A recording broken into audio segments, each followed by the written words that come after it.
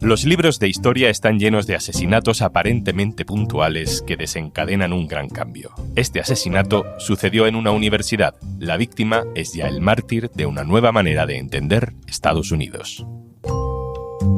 Soy Juan Luis Sánchez. Hoy en Un Tema al Día, la muerte de Charlie Kirk, el nacimiento de una nación.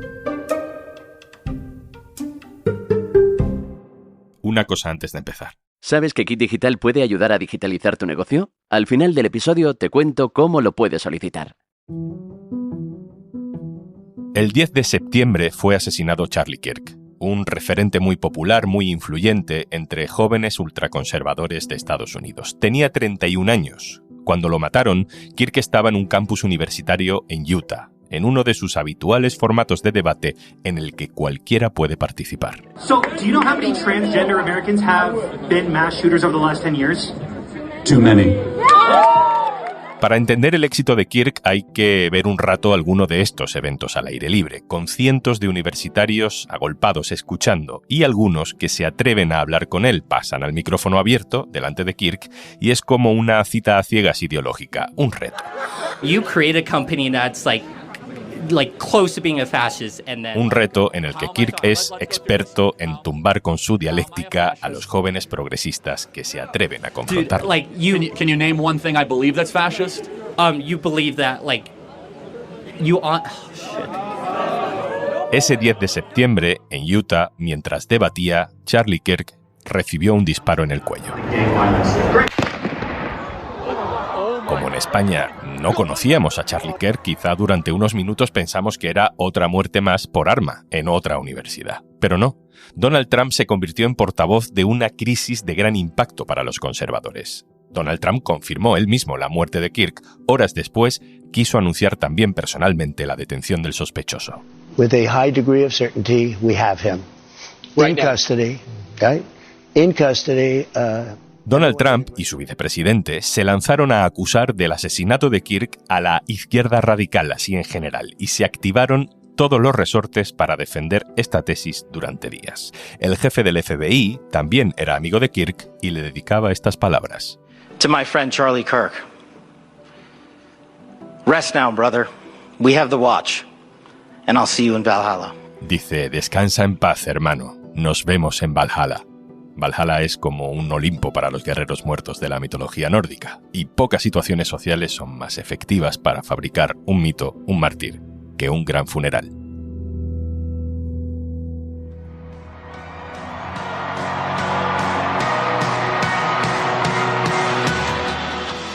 El funeral de Kirk se celebró en un estadio de fútbol americano, con más de 70.000 personas en el público y todos los que se quedaron fuera. Intervino Donald Trump, que usó literalmente la expresión mártir de la libertad para definir a Kirk. Y también habló el vicepresidente J.D. Vance, que afinó todavía más, le llamó mártir de la fe cristiana.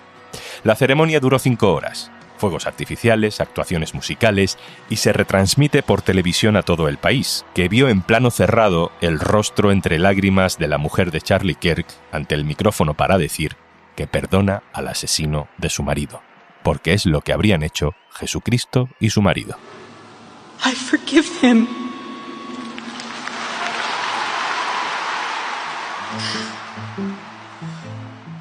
¿Quién era Charlie Kirk? Además de sus giras universitarias para producir victorias dialécticas que pudiera compartir en vídeos en redes sociales, Kirk fundó su propia organización y tenía un podcast, donde soltaba perlas como esta. Dice, creo que una de las formas de solucionar el feminismo tóxico de Estados Unidos es que la Virgen María sea la solución. Que haya más mujeres jóvenes, piadosas, reverentes y llenas de fe, suaves ante la ira, suaves al hablar. María es un ejemplo fenomenal. Era habitual escucharle, por ejemplo, hablar de la ley natural y de las escrituras bíblicas para referirse a la orientación sexual de las personas. Llamaba basura a la diversidad sexual. And the American way of life is very simple. I want to be able to get married, buy a home, have kids, not to have my kid be taught the lesbian, gay, transgender garbage in their school. Charlie Kirk era dinámico, se ponía camisetas, era joven, pero sobre todo era básicamente un fundamentalista. También decía que la ley de derechos civiles aprobada contra la discriminación racial en los años 60 impedía a Estados Unidos perseguir la excelencia. The reality of the Civil Rights Act and how it's being used is making it harder for us to pursue excellence as a society. Y algo que se ha destacado mucho estos días, Kirk era un firme defensor de la posesión de armas por parte de la población. De hecho, justificaba las más de 40.000 muertes que cada año se registran por arma de fuego en Estados Unidos como un mal necesario, así lo dijo, como un precio a pagar, con tal de disfrutar de este derecho consagrado en la Constitución de Estados Unidos. Kirk era un radical libre, un ideólogo en auge, un agitador, un predicador moderno, al servicio de sí mismo. Su asesinato, sin embargo, ha sido la catarsis para el nacimiento de algo colectivo. Carlos Hernández Echevarría, hola. Hola, ¿qué tal, Juanlu? Carlos Hernández Echevarría es uno de nuestros expertos de cabecera en política y en la sociedad norteamericana. Carlos, lo primero que quiero preguntarte es quién era Charlie Kirk para Trump, para su movimiento, ¿no? Porque para los que no conocíamos a Kirk, todo lo que ha pasado desde su asesinato, no sé, es como si hubieran matado a su Martin Luther King. ¿Cómo era esa relación? Bueno, yo creo que es una relación muy interesante. Charlie Kirk, de hecho, no está ahí desde el primer momento, no es del círculo íntimo, por así decirlo. Pero es cierto que luego se vuelca. Es la persona que ha construido una organización que en muchas partes del país ha sustituido completamente al Partido Republicano en ese trabajo electoral oscuro, pero absolutamente fundamental, que es repartir propaganda, tocar a la puerta de los votantes, acompañarles a votar, ir a los debates locales del condado y asegurarse de que los puntos de vista conservadores y ultras fueran escuchados. Recuerdo, por ejemplo, una anécdota, cuando Donald Trump va a tomar posesión por segunda vez, están comentando, digamos, las imágenes de la gente que está ahí y cómo están colocados, ¿no?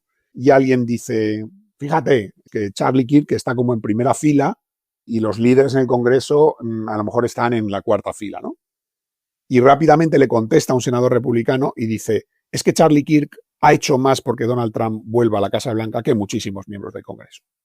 Y eso es verdad. Eso es totalmente cierto. Charlie Kirk no es simplemente un ideólogo, no es simplemente un comunicador. Charlie Kirk ha creado una organización desde cero que se ha convertido en una fuerza política fundamental y que le va a sobrevivir muy probablemente. En un grupo de activistas que han conseguido mover los resortes del poder dentro del Partido Republicano en muchos sitios. Carlos, ¿tenía aspiraciones políticas, institucionales, Charlie Kirk? A ver, yo no sé si Charlie Kirk en un momento dado podría haberse planteado que lo nombraran ministro o incluso competir por ser presidente él mismo. No tenía ni la edad legal para ser presidente según la Constitución, ¿no? Pero sí que me parece que él quería crear algo que iba más allá de una campaña y de una elección. Es decir, él además ha hablado muy claramente de esto muchas veces, de que lo que él quería no se limitaba a una elección concreta, sino a una institución que permaneciera en el tiempo y que fuera influyente a través del tiempo. El ejemplo que él daba, yo quiero que Turning Point USA sea como el New York Times, ¿sabes? Como una de esas instituciones que permanecerán por siempre siendo influyentes en la vida política estadounidense, ¿no? Y luego, cuando nos planteamos si Charlie Kirk habría querido ser a lo mejor un heredero de Trump, hay que contar con que todo este entramado que él ha hecho, que es una máquina política muy fuerte, también ha sido un entramado económico que le ha enriquecido muchísimo. O sea, y que él ha creado un imperio con digamos, una riqueza personal suya de $12 millones a través de eventos y organización y participación en medios. Entonces a mí, pues como a todo el mundo, ¿no? Me suscita mucha curiosidad cómo habría él evolucionado, qué habría querido hacer, porque él ya tenía 30 y tantos y 2 hijos. Ya, digamos, el papel de enfant terrible de la derecha universitaria quizás se le iba a quedar corto dentro de poco, ¿no? Pero bueno, con esta desgracia pues nunca lo sabremos, claro. Para la pregunta de quién mató a Charlie Kirk, todos tenemos la misma respuesta, ¿no? Hay un chaval detenido de 22 años. Pero hay toda una batalla ideológica y narrativa para responder a otra pregunta. No quién, sino ¿qué mató a Charlie Kirk? Hay quien dice que fue el estado de odio permanente, de inflamación, en el que Trump ha metido a Estados Unidos. Hay otro bando que dice que la culpa es de la izquierda y vinculan al asesino con un grupo antifascista. Y la tercera respuesta es un poco la fácil, ¿no? La tercera vía, que es que la culpa es de la posesión de armas, que con odio y radicales pero sin armas no pasa esto. Carlos, ¿cómo lo ves tú?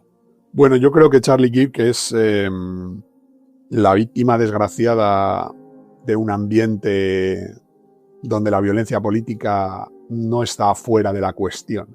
Me parece que el país está en un punto en el que la violencia política se ha vuelto mucho más aceptable por un grupo mucho más grande de gente. No digo que sea mayoritaria, por supuesto que no. La inmensa mayoría de los estadounidenses, cuando recibieron esta noticia, lo que pensaron es lo que pensaríamos cualquiera. Qué desgracia.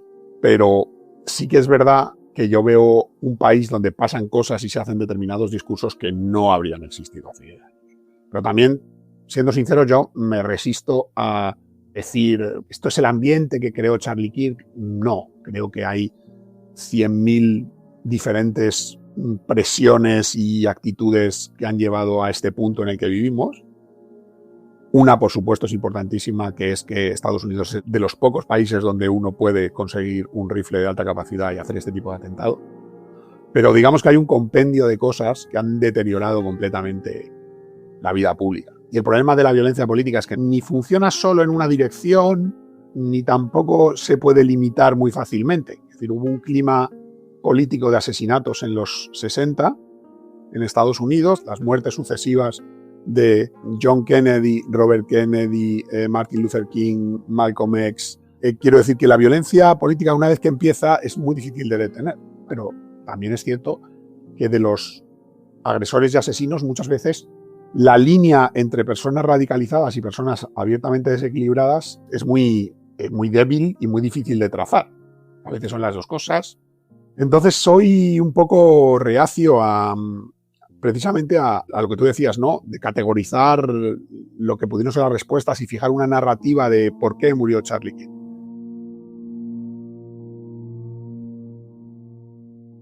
Durante estas 2 semanas, desde el asesinato de Charlie Kirk, no solo hemos visto una condena por el asesinato que compartimos todos, o unas buenas palabras que siempre acompañan al pésame, ¿no? Hemos visto, Carlos, ese funeral casi de Estado, esa elevación no solo a la categoría de mártir, sino de referente intelectual de alguien que básicamente era un fundamentalista reaccionario.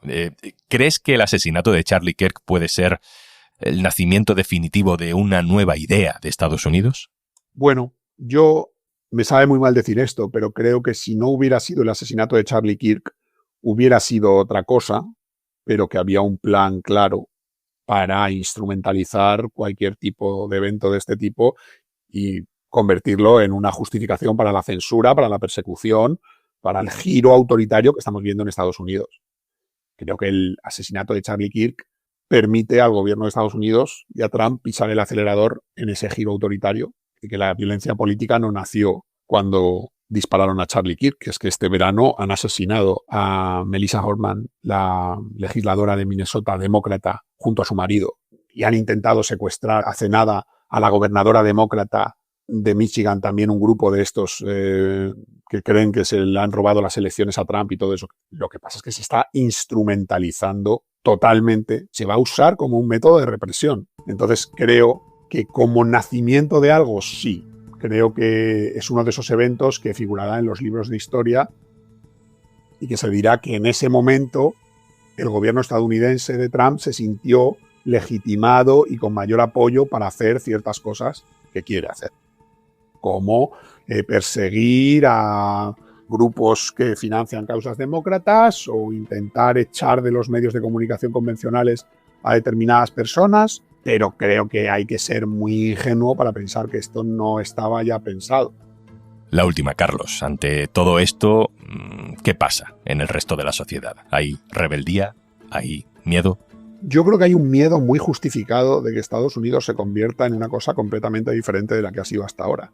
Sí que creo que hay una gran parte de la sociedad estadounidense que teme, primero, que no exista nunca más un campo político, digamos, moderado, funcional, que pueda llegar a acuerdos para el bien del país, y luego un miedo muy razonable de una parte muy grande de la sociedad de que Estados Unidos derive en un régimen autoritario donde no tengas el régimen de libertades que los estadounidenses siempre han creído tener. El estadounidense medio tiene marcado a fuego el discurso de soy un ciudadano estadounidense que paga sus impuestos y tengo mis derechos y el gobierno no puede hacer según qué cosas y hay una separación de poderes, y yo creo que hay mucha gente que está mirando la realidad y dándose cuenta de que eso puede venirse abajo, mirando las circunstancias actuales de Estados Unidos.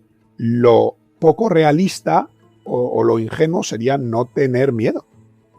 Es que Estados Unidos se está deteriorando ante nuestros ojos como Estado de Derecho totalmente. Está evolucionando en una dirección que da mucho miedo. No solo por la violencia política, por la posible represión que venga después de esto, sino en general por la constatación de que la sociedad con ciertas libertades y derechos civiles y imperio de la ley que ha existido, pues está muy en cuestión. Carlos Hernández Echevarría, gracias. Muchísimas gracias.